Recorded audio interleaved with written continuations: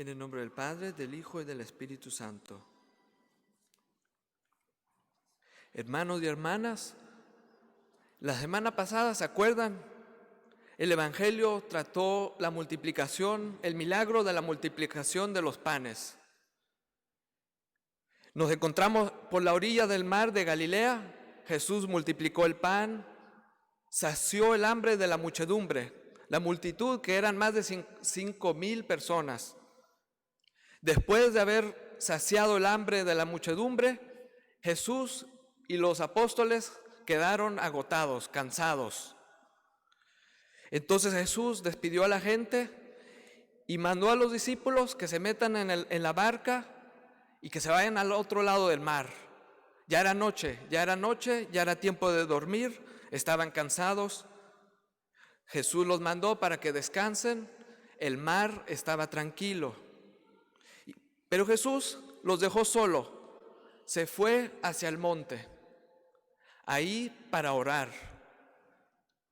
Como sabemos, como Jesús nos enseña, para descansar el cuerpo necesita dormir, pero para descansar el alma necesita la oración. Por eso Jesús, cansado, sube la montaña, sube el monte para orar, estar a solas con el Padre. Estando a solas con el Padre, Jesús se recupera. Es un descanso espiritual, la oración. ¿Y de qué estar ahí en ese momento Jesús solo con su Padre? Será algo maravilloso de testimoniar. ¿De qué estará haciendo? Seguramente le cuenta sobre el día. Le cuenta al Padre lo que pasó en el día, las personas que conoció, los dolores del día, las felicidades del día. Le cuenta todo y está en silencio con el Padre. Y así es como el alma descansa. Como el cuerpo descansa durmiendo, el alma descansa orando. Jesús nos da el ejemplo. Después de que se recuperó, Jesús baja, camina sobre el agua y va a alcanzar a los discípulos que están en la barca. Los discípulos ya estaban dormidos, de repente se despiertan. La tempesta, las olas del mar, el viento, crea la tempesta. Ya es de noche, está oscuro, todo está oscuro y la barca se empieza a ir de un lado al otro. Están atrapados en la tempesta. Los apóstoles no solo cansados, ahora están asustados, espantados. Y al improviso, esta tempesta que viene de repente los deja asustados y de repente ven algo en el fondo. Ellos piensan que es un fantasma. Ellos ya pensaban que Jesús los había abandonado, por eso se sorprendieron cuando ven que el fantasma no era un fantasma, que el fantasma era Jesús. Ellos pensaban que pues ya estaban ahí de perder, les entró el miedo. Pensaron que ya estaban más abandonados que alguien que no conoce a Jesús. Nosotros también estamos en el barco, en la barca. La barca representa la Santa Madre Iglesia y nosotros estamos en esa barca. Y estamos rodeados del mar, como dicen en España, la mar, porque la mar representa el mundo. El barco, la iglesia, nosotros, la mar, el mundo. Nosotros estamos rodeados de las aguas, las olas que están igual que la barca, parece que nos está por inundar, nos está ahogando, nos está inundando. Es de noche, tenemos miedo, estamos asustados. La mar, el mundo representa incertidumbre, igual que la mar. Ahorita ya mucha gente ya no es pescadora, pero en los tiempos de Jesús habían muchos pescadores de Galilea. Y esa es una profesión muy difícil. Cuando los hombres, los pescadores, dejaban su familia para ir a la mar, las familias se ponían tristes porque no sabían si iban a ver al hombre, al padre, al hermano, a quien sea. No sabían si lo iban a ver de nuevo. Porque el mar, pónganse a pensar, aquí en Oklahoma tenemos lagos, pero si van al mar, el mar es lo más profundo, lo que no podemos controlar, las olas, el agua. El mar se come a la gente. Cuando llega la tempestad y las olas tumban la barca, ahogan a las personas. El mar se come a la gente. El mar, como el mundo, es peligro, incertidumbre, porque no sabemos lo que hay en el fondo. Es el gran desconocido. La mar, el mundo, lleno de peligro, nos asusta, nos deja ansiosos, igual como los apóstoles en la barca, sobre la barca, que estaban llenos de angustia. Nadie controla la mar. Los hombres no lo pueden controlar. Las olas se controlan sí mismas. Y cuando menos lo esperan, Jesús camina sobre el mar, sobre el agua, como un fantasma. Ellos piensan que es un fantasma, porque Jesús los había mandado solos, pero no estaban solos, pero no abandonados. Igual como nosotros en la vida, caminando en el mundo, a veces nos sentimos, experimentamos pues lo mismo que los apóstoles, nos sentimos abandonados. Y a veces sí, estamos solos, pero cuando Jesús está con nosotros, nunca estamos solos, nunca abandonados. Solos sí, abandonados nunca. Y así en nuestras vidas, como ustedes saben, así se aparece Jesús, se aparece Dios. En los momentos donde estamos más olvidados, más abandonados, ahí Dios, el Espíritu Santo, se nos aparece en el momento que menos esperamos, como un fantasma, igual como los apóstoles. Entonces nosotros estamos cansados, asustados, ansiosos.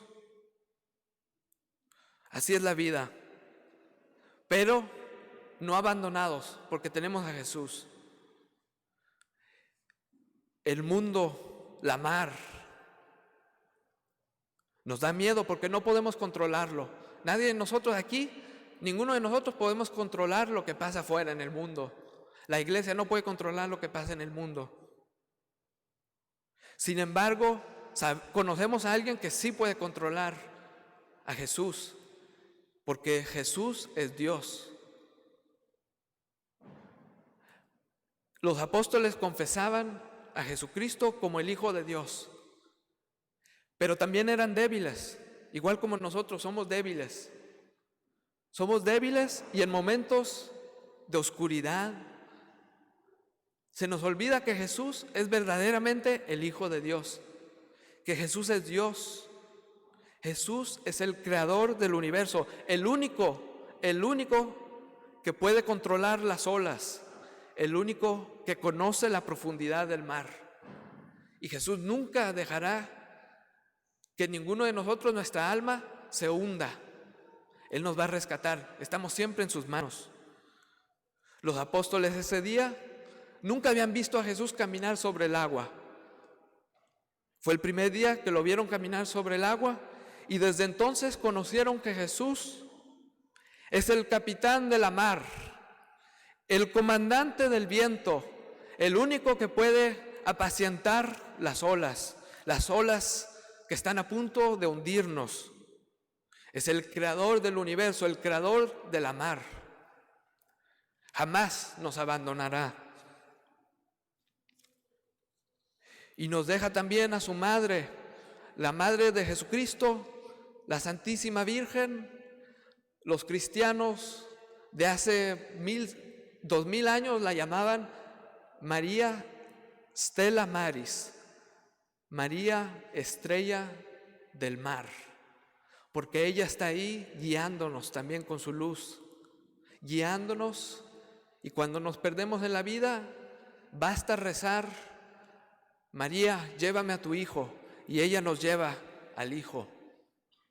Ella nos da la fuerza para sobrevivir la tempestad de la vida, la tempestad del mundo. Y hay muchas tempestas. En momentos de incertidumbre, de peligro, sabemos a quién podemos gritar: a Jesús. Cuando no tienen palabras para orar, basta gritar Jesús. Y allí estará el capitán de la mar, allí estará el comandante del viento, el creador del universo. A veces me pongo a pensar, ¿de qué se ponía a hablar Jesús con su Padre cuando estaban a solas? Obviamente se ponía a rezar, a pedir por nosotros, a pedir por los apóstoles, los discípulos. Le contaba sobre lo bueno, lo malo, todo lo que había pasado ese día. Pero también yo pienso que le contaba también lo que pasaba, algo simpático que pasaba, algo gracioso que pasaba ese día.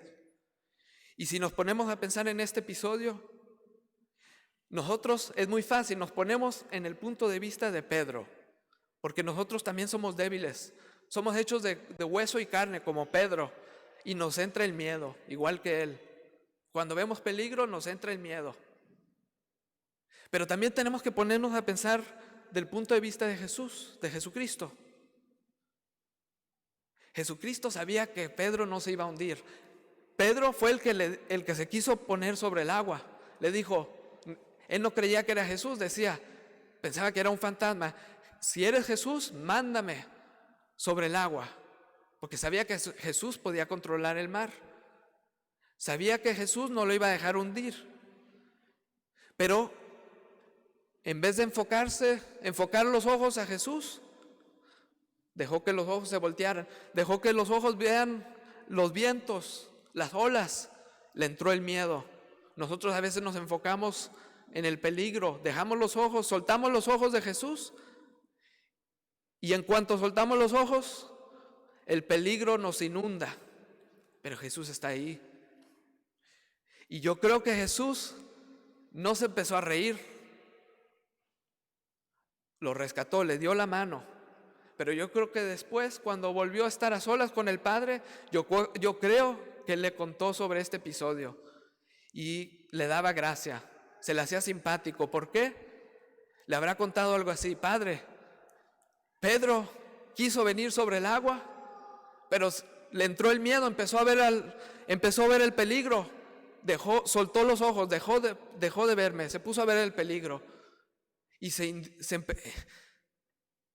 inundó, pero no lo solté, obviamente. Pero me dio mucha gracia, porque Pedro me da gracia.